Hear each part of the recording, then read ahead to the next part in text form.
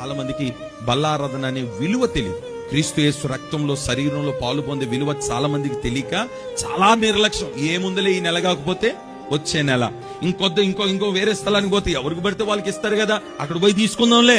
బల్ల ఎక్కడ పడితే అక్కడ తీసుకునేది కాదు. ఆయన రక్తం ఎలా పడితే అలా తీసుకునేది కాదు. శుద్ధీకరణ లేకుండా తీసుకునేది కాదు. మోకాల మీద ఉండకుండా మనం ఏదో కూర్చొని ఏదో భోజనాల దగ్గర కూర్చొని తీసుకునేది కాదు. దానికి ఒక మర్యాద, ఒక విలువ ఉంది.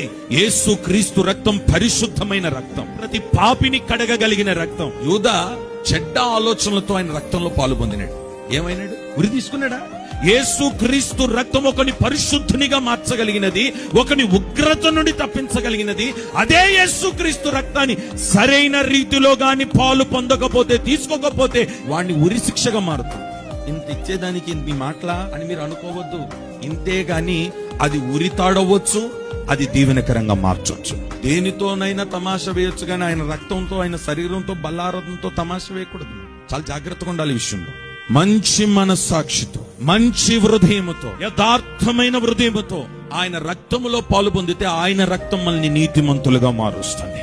మనస్సాక్షి సరిగా లేకుండా, హృదయం సరిగా లేకుండా, మాటలు సరిగా లేకుండా, ఇంట్లో భార్య భర్తల మధ్యలో గొడవలు పెట్టుకొని నోటి నిండా బూతులు మాట్లాడి ఇక్కడికి వచ్చి రక్తంలో పాలు పొందితే అదే రక్తానికి ఉరిగా మారుతుంది. ఆయన రక్తంలో పాలు పొందే వాళ్ళు అశ్రద్ధగా పాలు పొందొద్దు, నిర్లక్ష్యంగా పాలు పొందొద్దు, అపవిత్రమైన చేతులతో పాలు పొందొద్దు, మనస్సాక్షిని సరి చేసుకోకుండా, హృదయాన్ని సరి చేసుకోకుండా పాలు పొందొద్దు.